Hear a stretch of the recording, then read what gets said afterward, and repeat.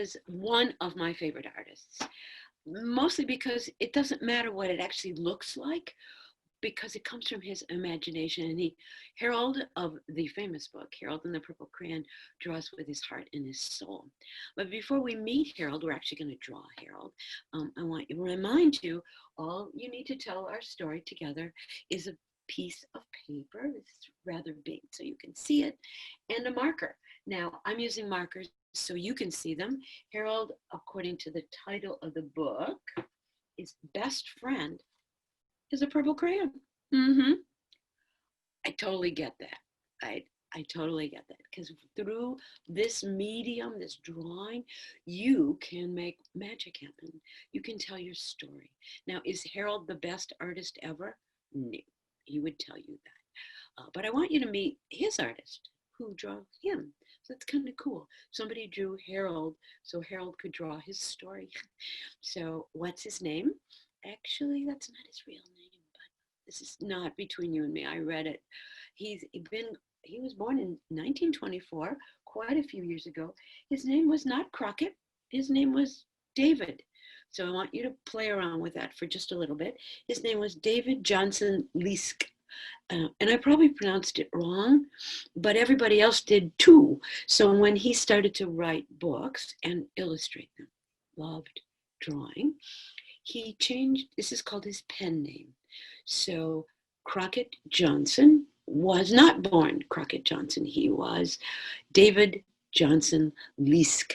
Now, for those historians among us, there was a very famous character named Davy Crockett. And my guess is Crockett, which was Crockett Johnson or David Johnson Leask's nickname. That's why they called him. Maybe he even had a hat with a bird tail. That's what Davy Crockett, the king of the wild frontier, was. So this is the artist and the illustrator. And he illustrated, but he was famous for lots of things. He had a cartoon series called Barnaby, which was a little before my time, but I'm going to look it up because Barnaby looks an enormous amount like our friend Harold. So I think he came first. Harold came later. Harold came in 1955 with his purple crayon, and he was immediately a success. Not only was he a success, but he went on to spawn other books about Harold's adventures. So we're going to do another one today, although I'm going to take a little time because it's the same idea. It's Harold and the Purple Crayon. So keep that in mind. One other little tidbit of wisdom, not mine, is that a lot of the early book writers, and still today, but more so then, hung out with each other. And one of the also famous book tellers, and I told his story, and we'll tell more, was Maurice Sendak. And he was a good friend of Crockett Johnson. And even more interesting, I think, was Crockett Johnson's wife was a woman named Ruth Krause, and she worked with Maurice Sendak. So all of their stuff came together. Can you imagine what fun it would be to sit in their living room, dining room? Maybe they had a library, or better yet, their workroom, and tell stories and listen to them. So, and then of course, because they lived in the same place, one of their most famous stories, that would be Crockett Johnson and his wife, Ruth Krause, who wrote this story. And this one, Crockett illustrated. It's rather presumptuous of me to call him Crockett when I never met him.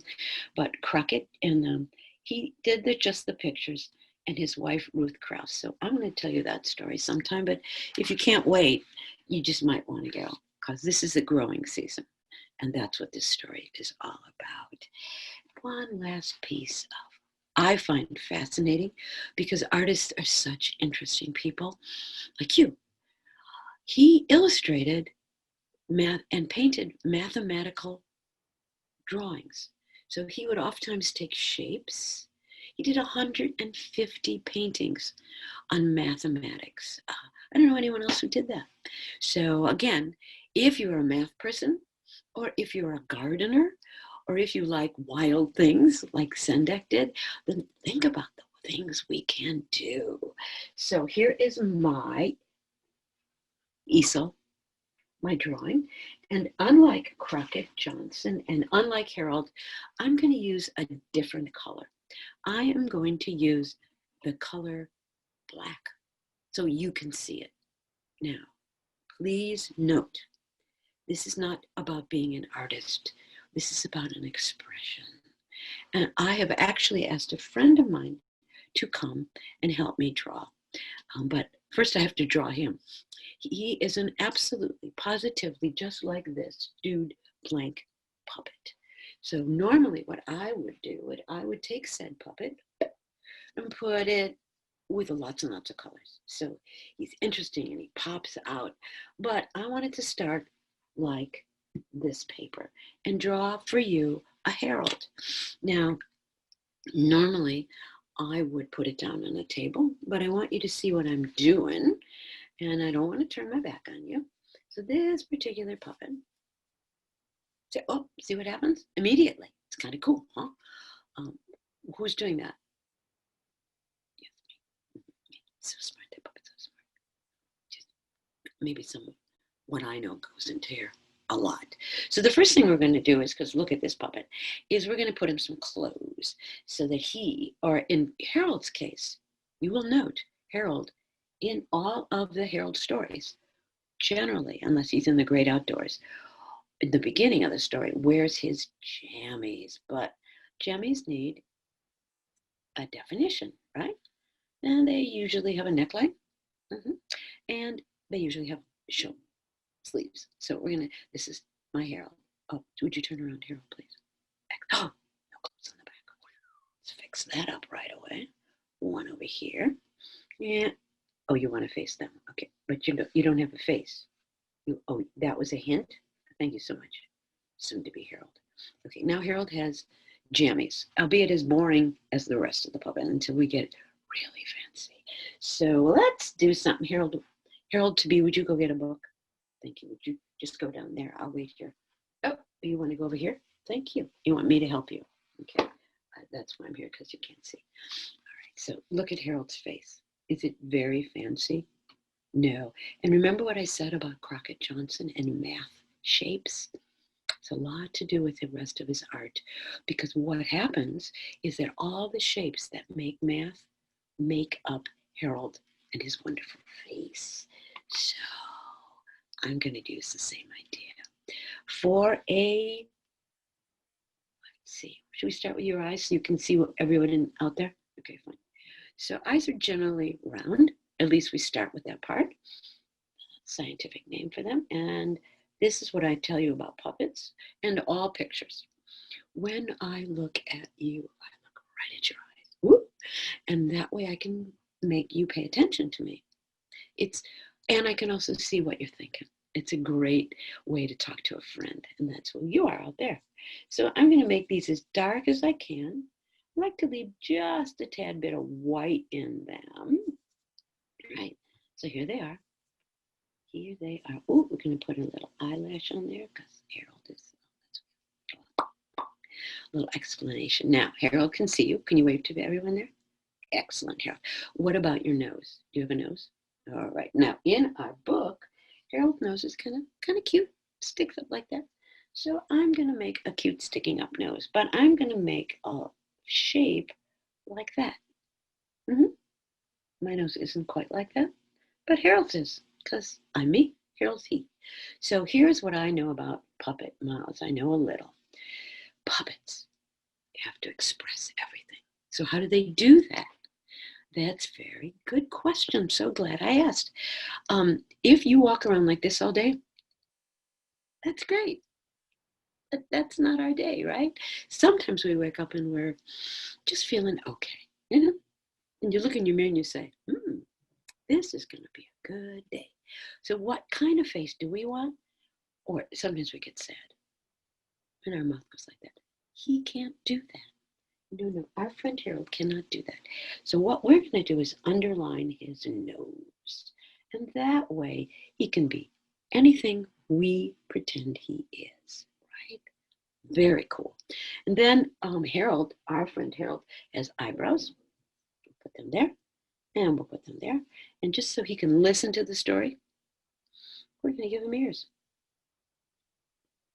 You want two, so you can hear me on each side, like stereophonic ears. I don't know, there is a word, stereophonic ears. Well, we just made it up, Harold, so that's really cool. Thank you. All right, you're going to wave to the audience? So what should we put on his shirt? We're going to put something on his shirt that if, oh, I'm so sorry. These are his jammies. I'm going to put something you'll know who he is. So I'm pretty sure that if he went to camp, his mommy would sew him name tags in the back. But this puppet's not going to camp today, although I've made puppets like you at camp, haven't I? I have. Okay. Oh, you're worried about that? Because he has no hair? And it's cold out? It's not cold out. It's really warm. So what a great thing to do. Harold in our story has no hair.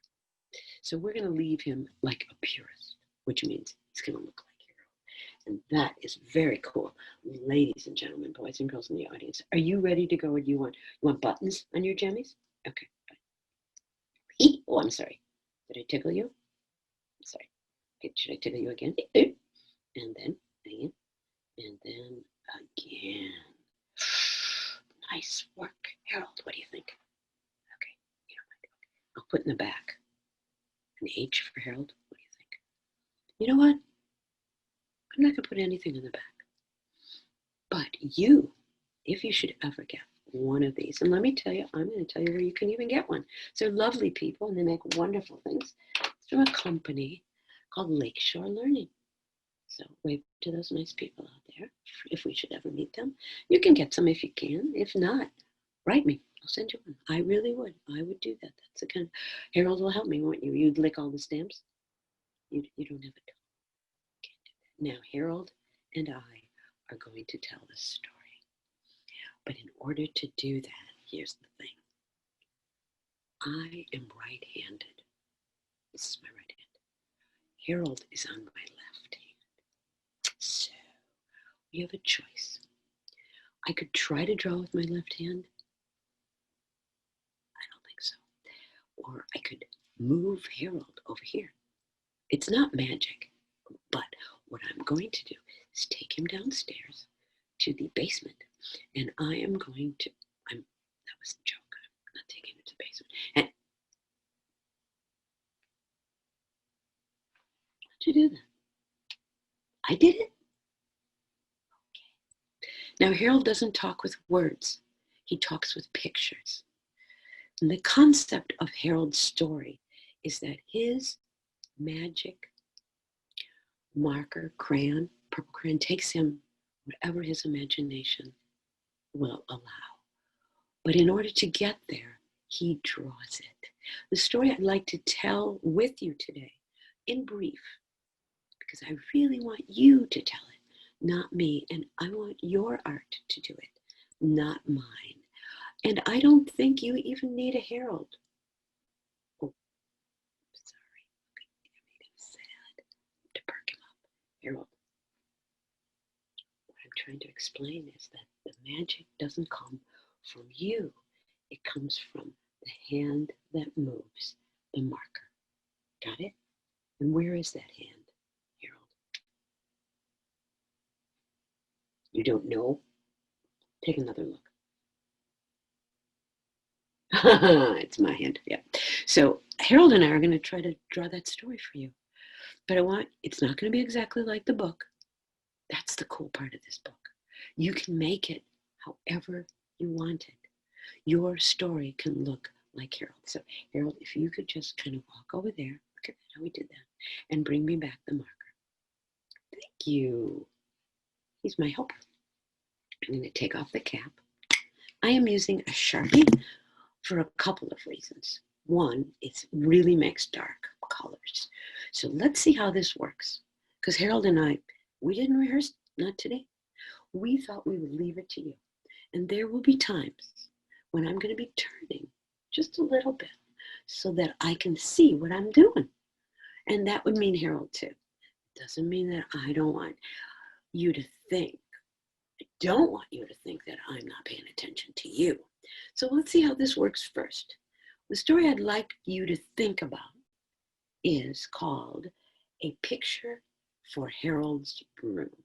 So if you look around my room, my studio, I have pictures, and they all mean something to me. But Harold did not have a picture in his room.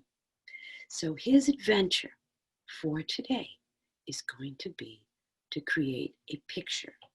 So let's see what happens. First thing up, could you draw a frame? Picture frame. You know what a picture frame looks like? Once you turn around and look. Got it? That's what makes the picture stay where it's supposed to be, as opposed to walking down the street and visiting its friends. Okie dokes, here we go. Let's see how we do. No critiques here. All right, let me step back. Oh, good job, Harold. Now, every frame has a corner. So I think why I do this for you and with you is for this. Oh, and look at how perfect it's not. Isn't that great? Perfect it is not. So here's what happens sometimes. It happens to writers and it happens to artists. It's called writer's block, and we're going to call it painter's block too, or drawer's block. Sometimes when you stare at a big white piece of paper when you're trying to write, maybe it's for your homework, your schoolwork, you just can't get going, and then it's really hard. If you put one little mark on that paper, all of a sudden you started. Awesome. So think about that. It's called writer's block, but Harold, look what Harold did. He didn't know what to draw. You know what he's going to want to do first, but I'm not going to let him. He's going to want to autograph his book, his picture.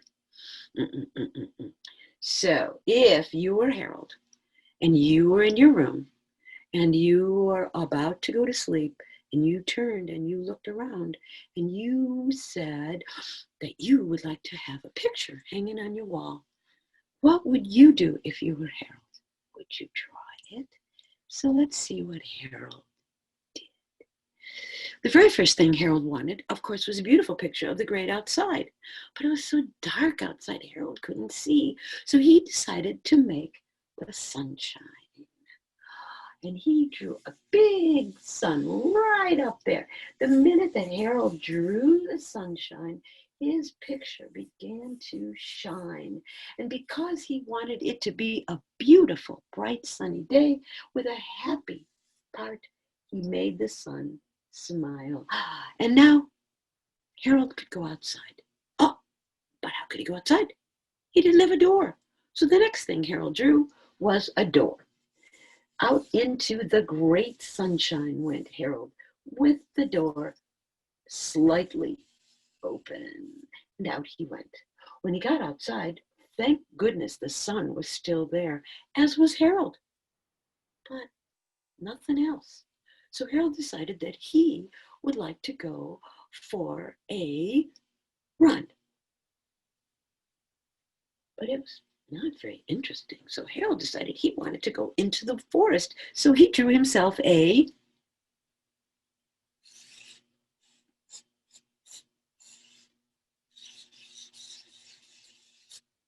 tree. And then Harold said, what? He was hungry. But you can't eat a tree. But maybe it was a fruit tree. So Harold decided to make it a fruit tree.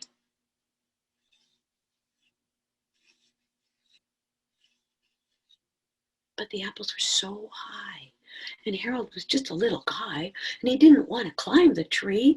And so he looked up and he took his purple marker. Imagine it, purple marker. And he knocked one of those apples all the way to the ground. And he ate it. And then he was full. Now, he'd gone for a run. He'd almost climbed a tree, but not quite, because it wasn't all that brave. And he had an apple, and he was so full, he decided to take a nap. And while he was napping, in the not very dark and scary woods, along came a beautiful, gorgeous, 8-legged spider.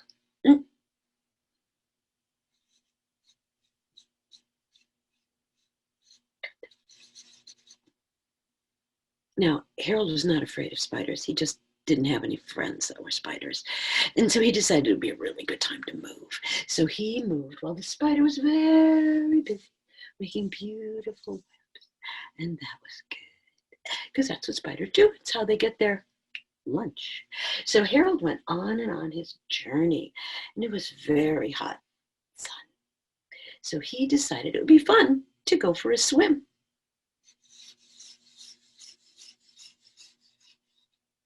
And he made himself an ocean, or maybe a lake, maybe a river, whatever. And he dove inside, and Harold went for a lovely swim.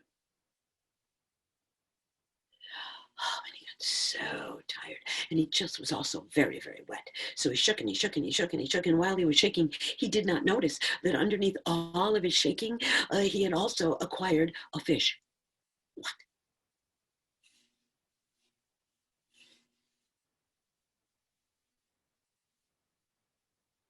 Fish need to stay in water. Harold did not. So Harold got out of the water and looked around and noticed he was very, very far from home. But he didn't know how to find home yet. So he continued on his journey.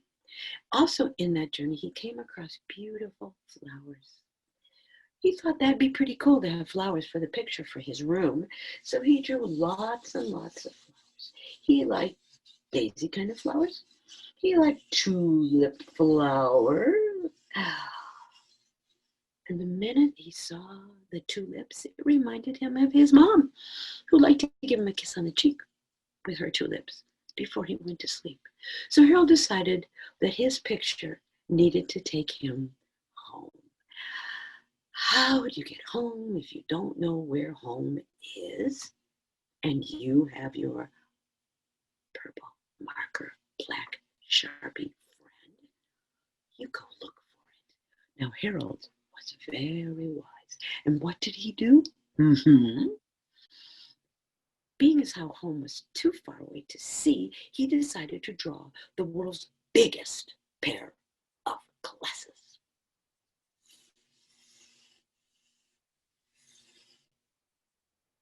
They may not be the world's biggest pair of glasses, but look at Harold. Those are pretty big. And so Harold looked through those big pair of glasses that way, and he saw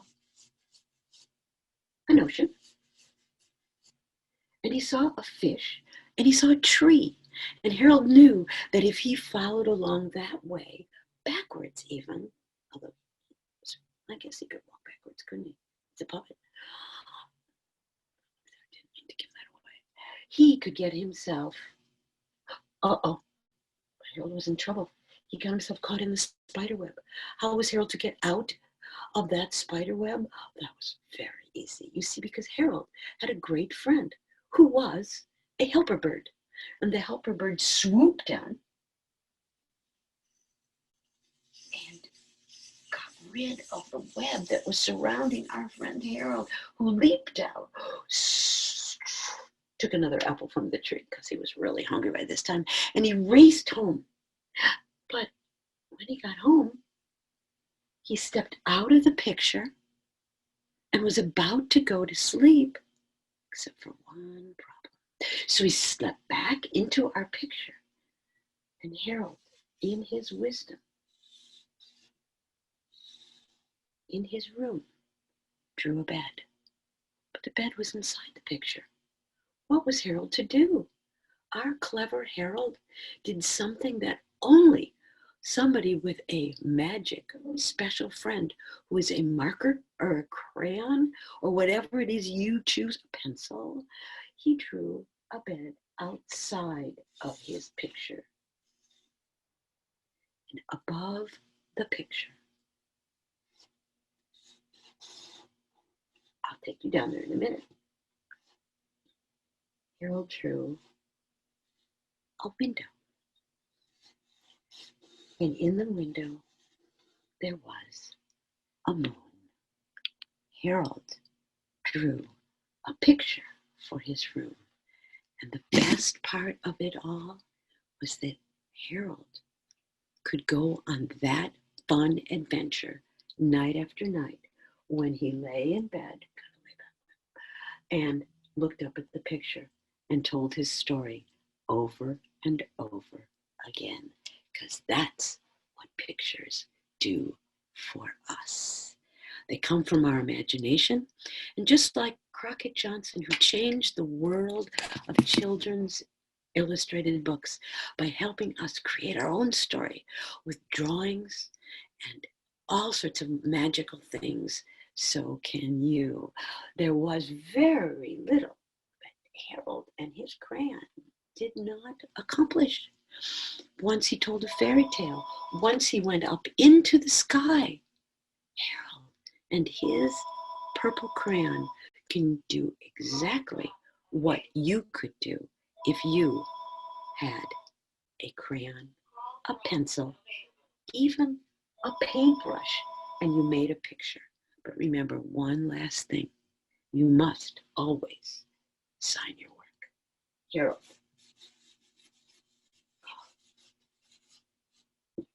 Whoever you are, Harold is magic. Just like you.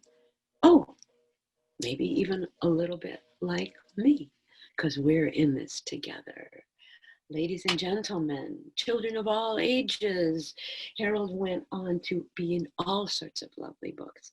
Harold and the Purple Crayon, 1955, was the one that made them all important for us. So many people love that book, including my own little boy.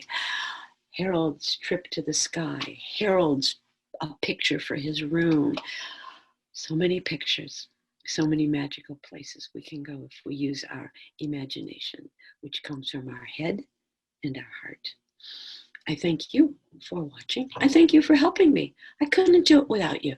And that is the exact truth. Have a great day and many more.